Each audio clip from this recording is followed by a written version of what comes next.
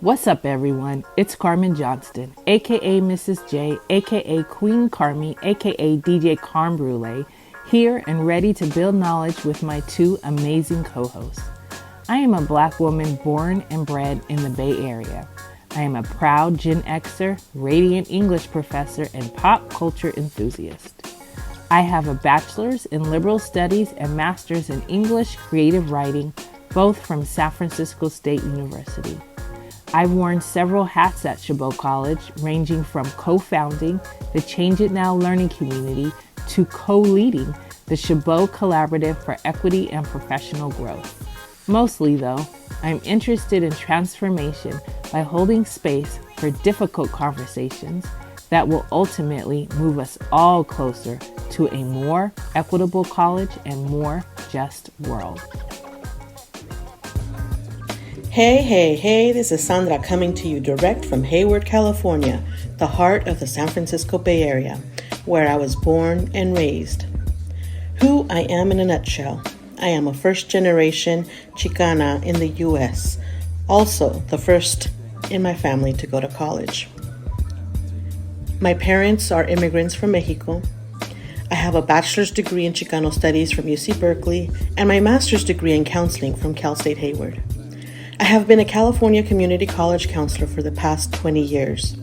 I provide academic, career, and personal counseling in one-on-one sessions, as well as in college success courses. In these Brown Bag podcasts, my intention is to share my experiences working with my community and my college students. You will meet some of my mentors and awesome colleagues who have motivated me to continue doing the work that I do. Hello, my name is Monique Williams. I am currently an English instructor at Chabot College. I work with the Emoja program. I am the tri-chair of the Student Access, Success, and Equity Committee, and I am a member of the CCEPG. I was born and raised in Hayward, California, and I am a proud Chabot College graduate. I earned a BA from Mills and an MA from San Francisco State, but I never left Chabot. It's my home. And I have been a part of the institution in many different ways. I've been a student, an administrator, and now I'm a teacher.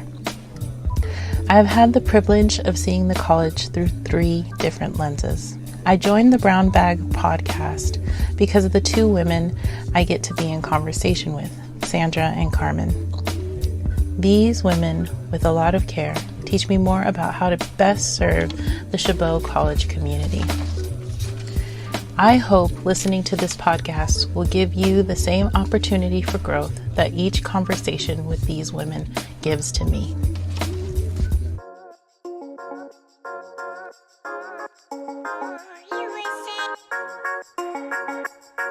All right. Well, welcome to the Brown Bag podcast. I'm real excited because we have 2 guests with us today, and I will have them introduce themselves. But as usual, we always start off with the question, what is giving you life these days? Would either of you like to introduce yourself and then share what's giving you life? Good morning and hello, everyone. My name's Heather Clements. I work in the Learning Skills Department inside of Language Arts and DSPS. And this morning, I think what I'm going to say is riding my bike with my headphones on, because it's like an internal struggle I have with myself because, whenever I think about riding my bike instead of driving, I'm like, oh, but driving would be so much easier and faster and warmer. And then every time I bike with my headphones on, it's always like the most liberating experience. And I guess it's like the solitude of it is so beautiful. And,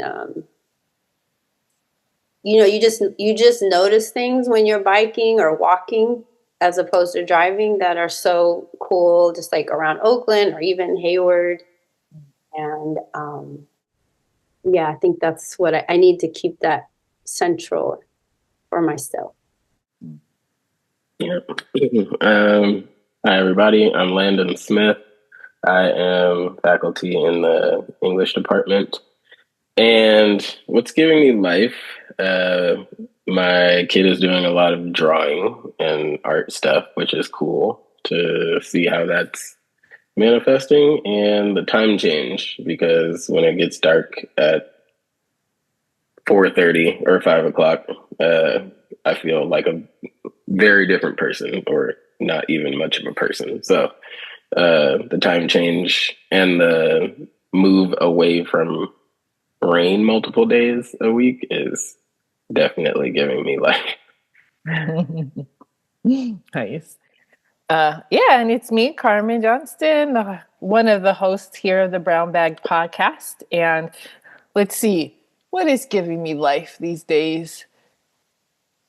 I would say similarly, just my daughter, who is 16 years old, and just kind of watching her grow into a young adult. It's been really interesting just to see her just get more independent and kind of take charge of her life in a certain way. And it's heck of fun because this year, right now in her English class, they're reading Parable of the Sower, which I've taught forever. So it's been so fun to just get to talk to her about where are you guys at now and what are you talking about? And it's fun to see how she thinks about the book too.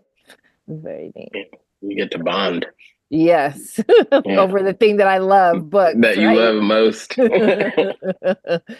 know she doesn't want you to email the teacher and be like, actually, I was looking at the plan. I know, Mom, he doesn't. I can't do that. I did. There was one time last semester where I was like going to email the teacher after he graded her English essay and be like, that is not how you grade somebody. But I was like, I can't do it. I'd be so disrespectful.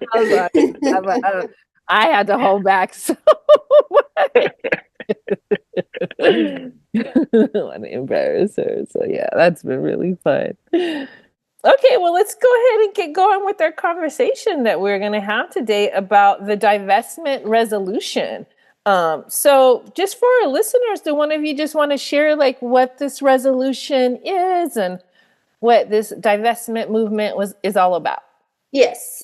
So it all kind of started last summer, right before the graduation of 2024. And I had gone to Las Positas, actually had an action on their campus around the conflict/genocide in Palestine. And I went because I was so juiced that something was actually happening on our campuses. And one of the students there told me about what was happening with the Retirement Board Authority. I had never even heard of that. I asked, was that all about? And she proceeded to tell me that there was money held for retirement at the district, and that there was a group of students through Las Positas who were wanting to know how it was invested and so forth.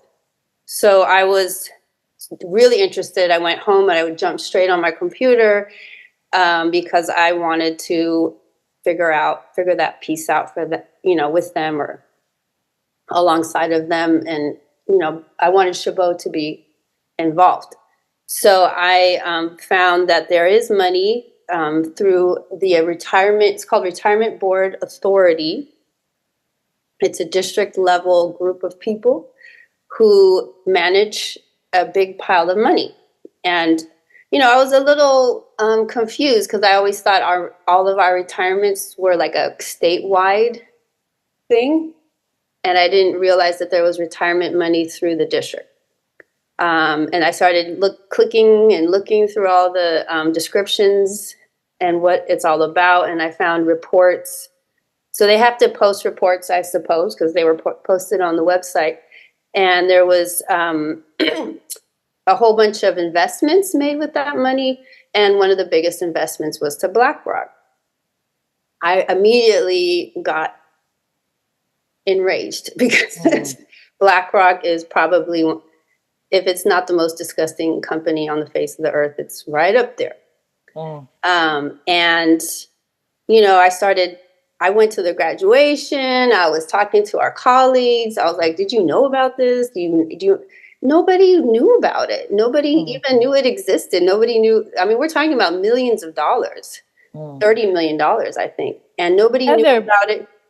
Well, who is BlackRock? Just for our listeners that don't know. BlackRock is one of those companies that like doesn't make or sell any. It's an investment. So they specialize in retirements, investing retirements. So they take money and they invest it. And I guess I don't know that much about investing. So I guess they split the profits. They're like acquisition of of assets as well. So they invest in a lot of it may not necessarily be the asset itself, but like companies that are going to acquire assets. So, they own most things, right? Like there's 3 companies that own or have majority stake in things, which means technically they own them. It's BlackRock, Vanguard, and State Street.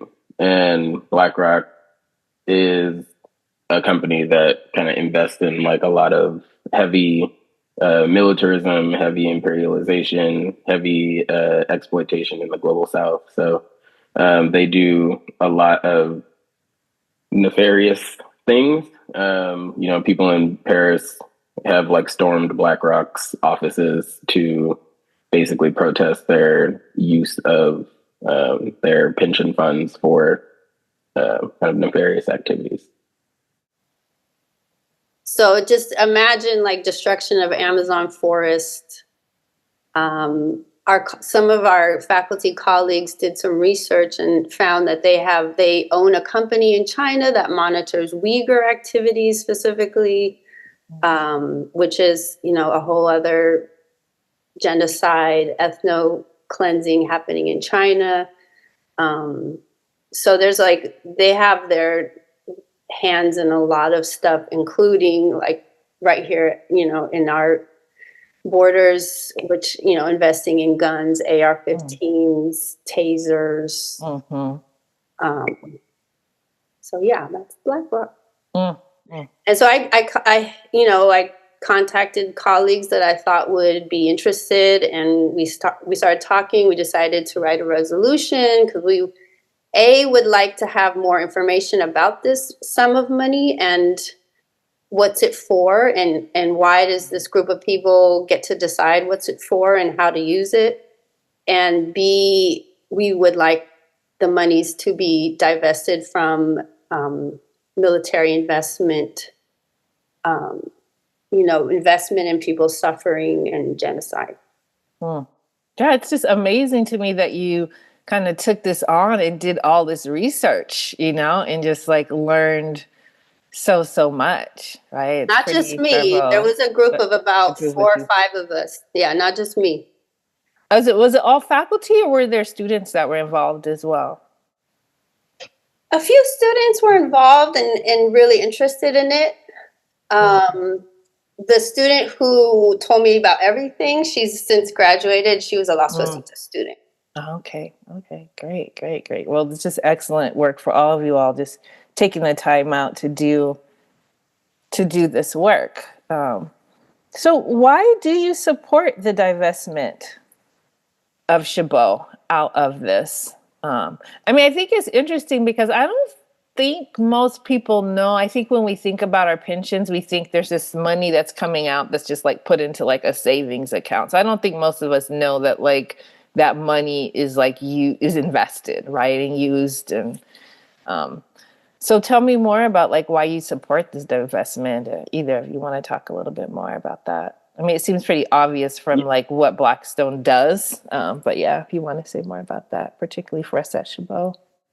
Yeah, I think divestment in general is a tool that is used on behalf of working class people, and has been historically working class, labor movements, etc.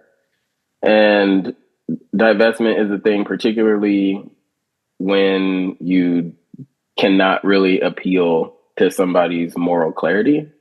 Companies don't necessarily care about moral clarity. Particularly investment companies don't care about moral clarity. They care about what thing is going to make money. And over the last 25, 30-ish years, a lot of what makes money is the manufacturing of conflict and war, right? And so the hyper-militarism, the hyper-militarized state, whether that's certain military weapons programs that transfer military weapons to police in our cities, right? Whether that's the training of like militarizing police forces in our cities from, foreign or international organizations, or just the hypermilitarization that the money is put into, which is taken away from services that are factually and statistically known to affirm people's lives, increase people's quality of life, education, housing, healthcare, all of the things that, statistically make us live longer and happier lives.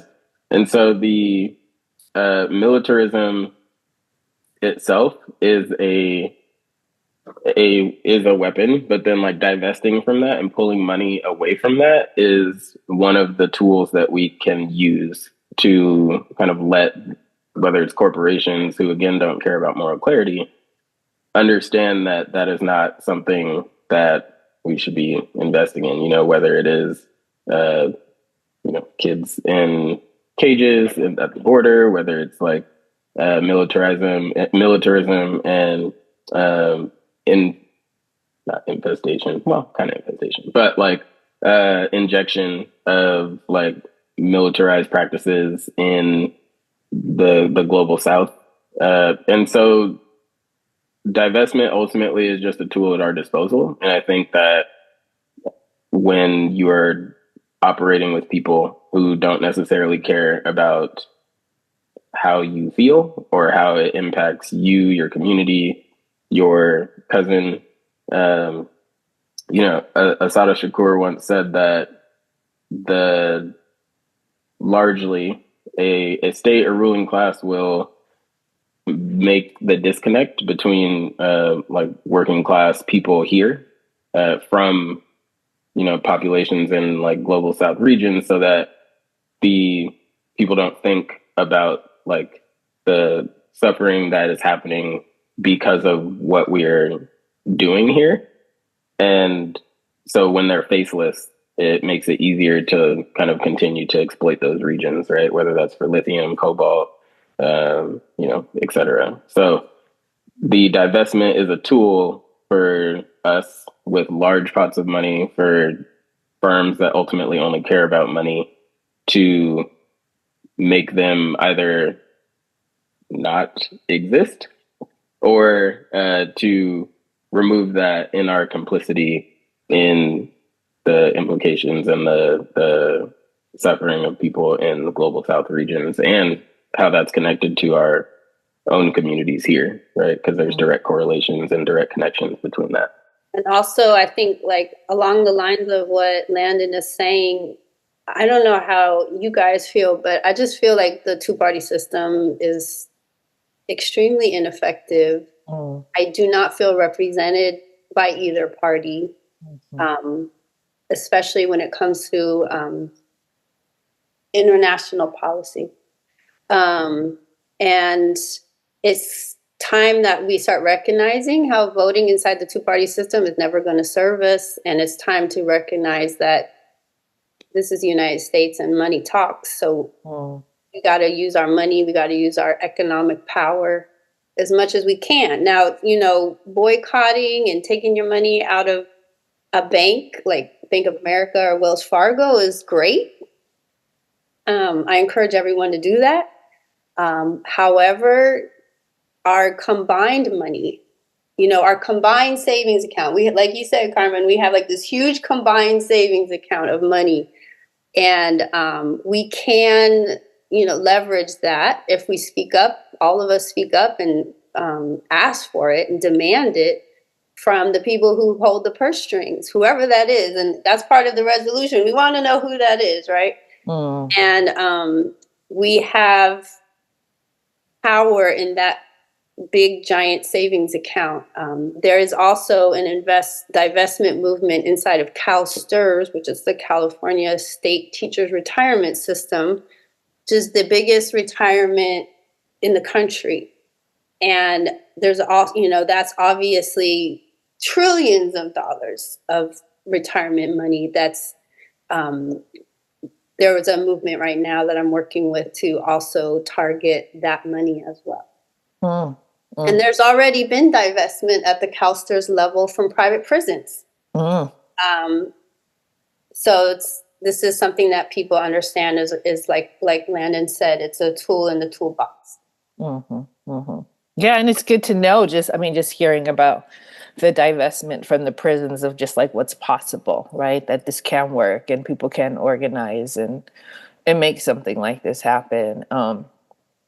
I was thinking, at the beginning of the year in January, I always like to do like a thing on Dr. King in my class. And we looked at a quote from him about militarism and America and just economy. And one of the things that he said in the quote was just about like a shift of values that we really would have to have, right? And then, right now in this moment, it's a very terrifying moment, but I also think that there's a lot of opportunity, right, to reevaluate like who we are as American citizens and how do we want to spend our money. I mean, we've seen a lot of boycotting happen of like Target, and I know I'm trying to rethink a lot of my own shopping habits because it's, to me, when I'm thinking about this, it's like, I don't want anybody to like make me a sucker, like you're doing something with my money, you're kind of playing me, and so when we are thinking about this divestment, it's like, is this, how we want our money to be spent? So it sounds like a really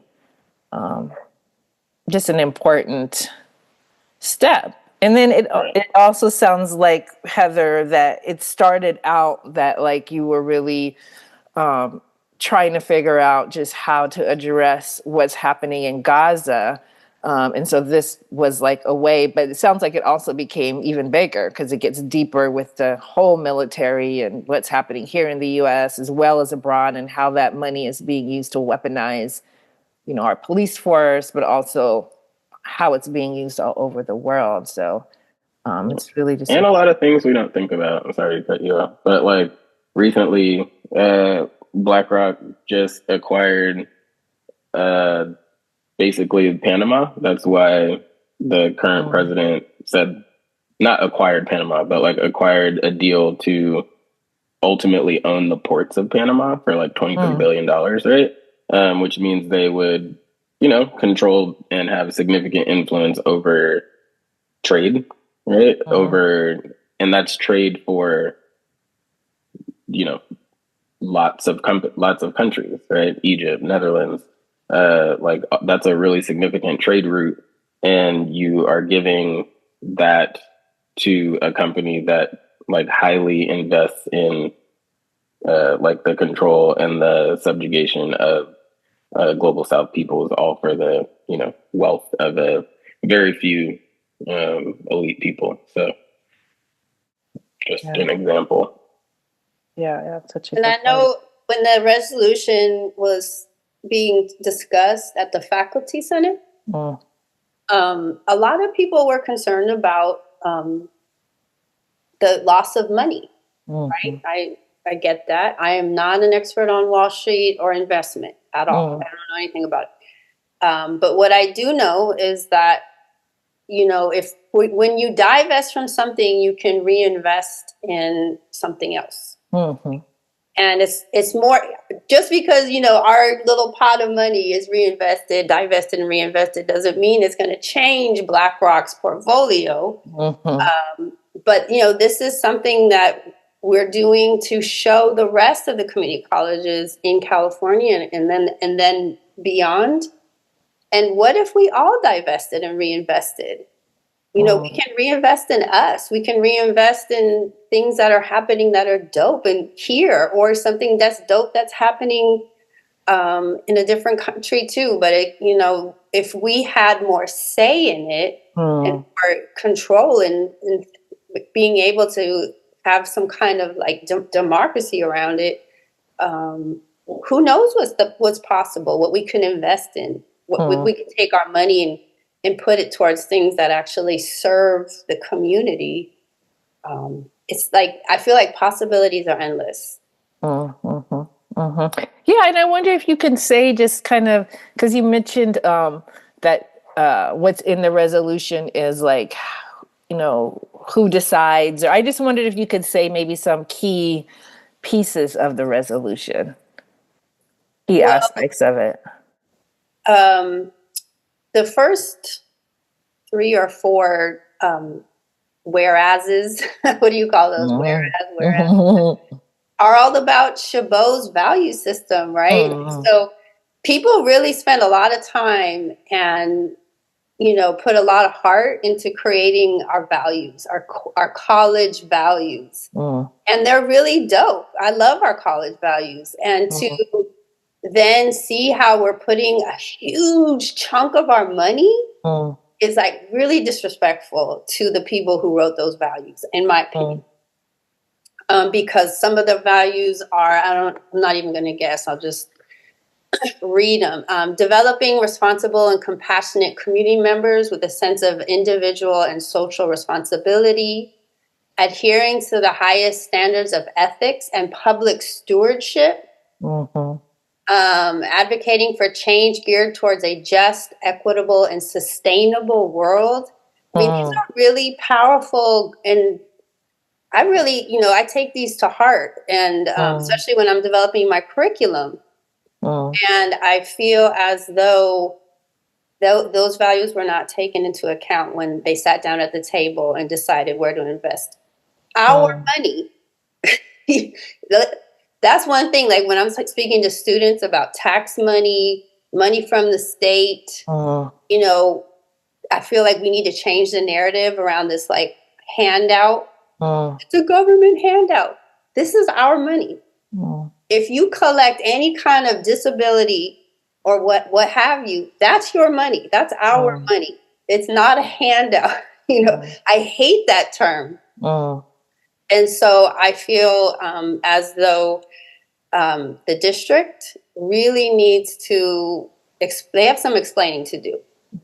Basically. Yeah. Were there other like important things that people should know that are that's in the resolution? You said the values, and then is there a piece in the resolution that's asking for more faculty voice in figuring out how this money's being used?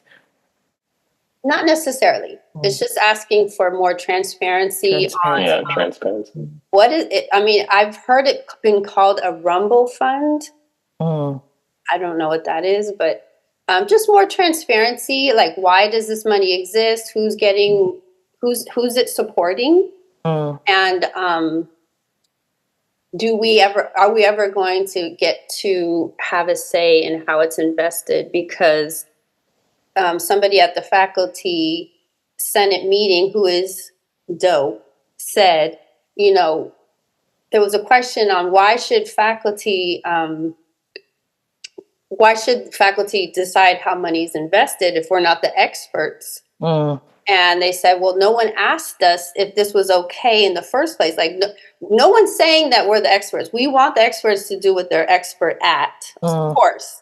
But just, we want to know where is the money going to? Just let us know. You know, and we're not going to say, oh, we know better than you. We're just going to say, we just want to make sure the company receiving our money is going to invest in us, in our communities, and what's best for our students. That's all. And adheres to our values, I think when we think about us as educators, I often think about us being people who are not or shouldn't be necessarily like giving answers to people, but like kind of sharpening how they can more critically and thoughtfully engage with the world, right? So that you hear it in the value to create like people who are who think more equitably, more justly, who think like in a more humanizing fashion. And the trend of where our money goes does not align with that value, right? If that is ultimately used for the subjugation and exploitation of millions and millions and millions and millions and millions of people, right? Well, that leads to my next question, which is like, how do you see, and maybe you feel like you guys may have already answered it, but how do you see this divestment work connecting to your role as an educator? Yeah, I asked this question because, or I wanted us to answer this question because what I heard a lot from people along the way of trying to push this forward is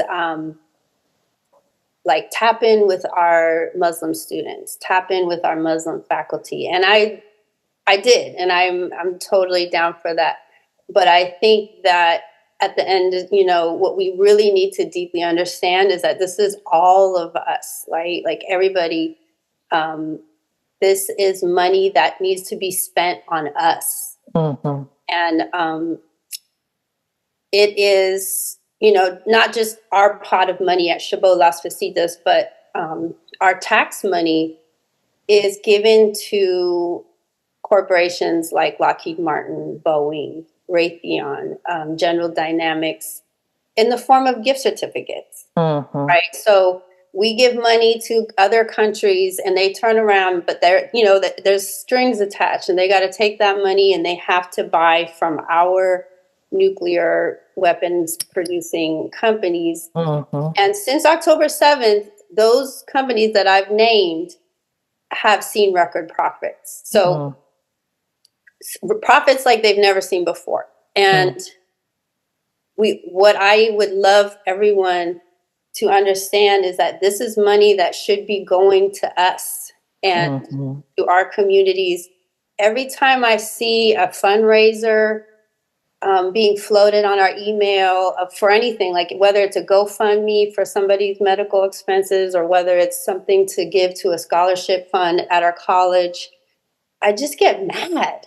I get so mad because I'm like, this isn't, we shouldn't be asking each other for this money. We have this money, we're giving it away in the form of gift certificates to corporations who are experiencing record profits. And then my whole educator life, I've been told there's not enough money, there's not enough money, there's not enough money. We want a national healthcare system so people don't have to do GoFundMes. There's not enough money. We want to make college less expensive so we don't have to go hundreds and hundreds of dollars in debt. There's not enough money. We're always being told that. And there's plenty of money.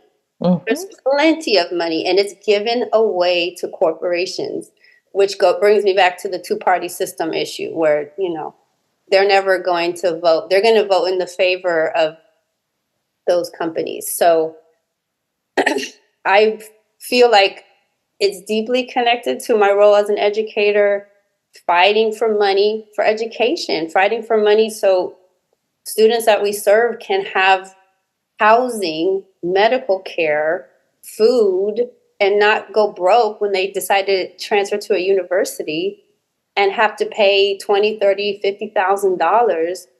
All of that can be, it wouldn't have to be a stress on our students if we change the way, if we demanded the way the government used our money. And just like a couple additions onto that, thinking about, you know, as an educator, people will often say like, oh, what do you teach? And I'm always like, well, technically English, you know, but really ultimately it's just like critical thinking and then teaching people how to, you know, formulate their arguments, ideas in like a coherent way that makes sense. And the way in which we kind of bring students' lives, or we should, you know, I think all disciplines are different, but, you know, moving away from like banking model education where like students have no value and bringing them into the classroom and bringing them into their education means understanding their lives, their communities, the celebrations, struggles, stressors, all of those things. And when we talk about, having them understand the world and having them understand the ways in which they not only like have to maneuver in the future, because I think a lot of people think of students as like, later in life, they will have to know this. Like, a lot of them are having to deal with it now, like they deal with it, they understand it. Students have a great capacity to understand what they are experiencing. They just need language put to it. And so, having them understand that BlackRock and Vanguard, this was 2019, which I need to check again, but I'm sure it's still accurate. Like BlackRock and Vanguard were like the two biggest investors in private prisons, right? Like they own the largest sharehold of CoreCivic Inc. and GEO Group, which are the largest by far owners of private prisons who move for policies that are highly in favor of punishment and detention, right? Who move in ways that impact a lot of our students and a lot of our students' families, a lot of our students' communities, that impact their mental health. It impacts their housing situations. It impacts their family dynamics, right? And so kind of understanding that, my motto since coming to Chabot has always been that, like, I may teach in this discipline, but like education is not, you shouldn't only teach your one thing, right? Like ultimately we should understand the interconnectedness of disciplines and the interconnectedness of students' lives in our pedagogy, in our approach to how we are teaching and what we are teaching. And as educators, I see that as our responsibility, because instead of us being like gatekeepers of knowledge, we should ultimately be like working alongside our students and, just providing tools for them to understand the world that they are in, the world that they can create, one that aligns with our values as a educational institution. Yeah, it's really powerful. So what's next for the resolution? What happens next? Well, I presented it to classified Senate because, again, this pot of money is it says for employees. So it's kind of like, well, faculty, classified, admin, who are you talking about? So again, we need to have the whole campus to be aligned and to wonder. We want everyone to wonder. That's what I want. I want everyone to wonder, even, every single employee to wonder. And so I'm presented to classified Senate. We do want to present it to Student Senate, but kind of feels like maybe Student Senate is kind of in flux right now. I'm not really sure, but we would like to. There's a couple student groups who I connected with who are super juiced and want to do that presentation. But I'm just waiting to hear if there's actually a Senate meeting happening. And then of course we need to team up with Las Positas too. And then the dream is that we have all these like statements, and that we present it to the district, and the district will dialogue with us and be like, look, this is what the money's for. This is how we decided. Can we think together about how we can do this? Yeah. And then, of course, then the dream after that is that the rest of the campuses, the rest of the community college campuses in California also look into their own, money. Like, I didn't know we had money, right? Yeah. I was watching all those student protests at Columbia and Brown and even the states, the CSUs, and I was feeling so much energy and so much, I was getting a lot of life from them, from those protests. But I always kind of thought, like, I think you already mentioned this, Carmen, like, we don't really have money like that to be divested. And come to find out, so I think all the community colleges should look at their values and look at their money that they have. And, are we aligned? Are we walking the talk that we have talked? Are we doing what we tell the students we want them to do? Are we being as hypocritical as everybody else that runs the country? Mm. Mm. Mm. Yeah. So just trying to put our money where our mouth is, basically, right? Ultimately. Yeah. This is awesome. Well, I just remember at the teach-in that we did last year, just you leaving saying, I want to do something, Heather. And so I'm just so excited that you took this on and that you guys are all working on it, and, that you're doing something and bringing all of us in so that we can be a part of it too. So thank you both for the work. So I know it takes a lot of work. Invitation, Carmen. Yeah, thank you. Yeah. Well, do you all want to share for our exit ticket? Just a recommendation. Yeah, and what do you recommend to our listeners? It can be anything, could be related to this topic. It doesn't have to be related to this topic. Whoa. Put me on the spot. Do you have something, Emma? I mean, there's so much information out there. I would tap in with Jewish Voices for Peace. For one, they are doing a lot of cool ass organizing and have like a really good analysis about what's going on. And for two, I think what I really like is for anyone at Chabot that's listening to this and at Las Fasitas, if this speaks to you, or if you've been wondering about if anyone in our district is thinking about this, talking about this, student or staff, please connect with me, because we have a lot of folks who are so great and so down and so thinking very clear-eyed about this. But I know there's more. I know there's folks at Las Visitas. I know there's more at Chabot. And we really want to expand out, and we want to hear from you. So my email is hclements@chabotcollege.edu. And yeah, I just would love to connect with you and hear what's going on for you guys out there. Passionate than my recommendation. I was just going to recommend like a TV show and a book. Yeah, go ahead. I think, always looking for there's a TV show on Apple TV called Dark Matter, which I think is really interesting for people to understand or think about.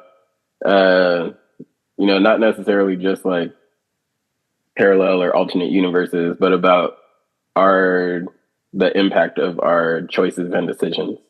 And so I would implore people to watch that one.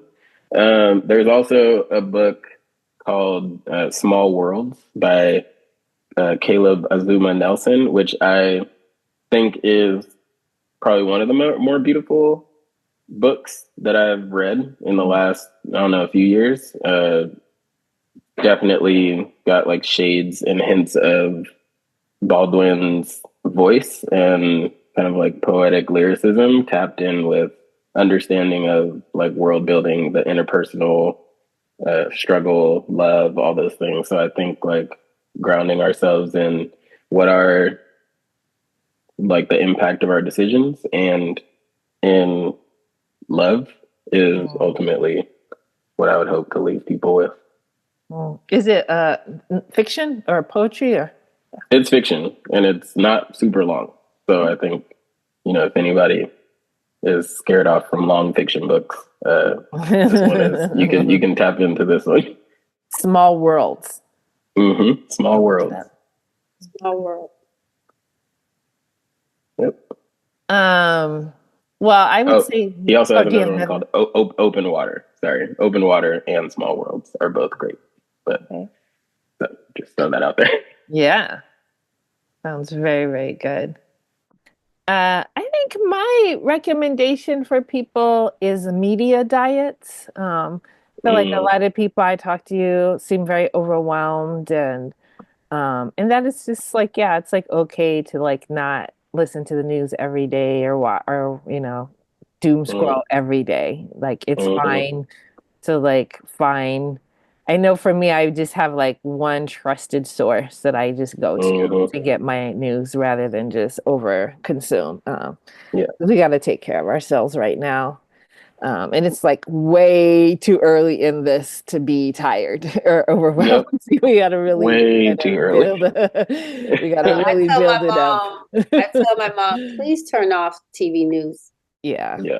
Just Please stop watching. have a And go on a fast. don't yeah, ever fast Yeah. for life because Fast, fast yeah. living. for life. I mean, and now You're there's so many of them are owned by these billionaires. It's like you don't even know if what you're getting is the truth. So Yep. it's not really useful to be watching and the they induce fear mentality. It's all fear mongering. Yeah, it's interesting. Like, there's no coverage of protests, even though protests are happening all the time. So, Globally. yeah, Yeah. it's very Globally. Not fascinating. just. Yeah. Yeah, not just in the US. Yeah, Hmm. all over the place. One of my highlights though was just finding out that like Tesla is like plummeting. So yes, No, it's great. keep We it can do going. more though, y'all. We can do more. Keep it going. You know, Keep it going. believe in yourselves, people. We can keep going. All right. Well, thank you all for joining us. For sure. Thanks for Thank the you so invite. much, Carmen. Thank you, Landon. Of course.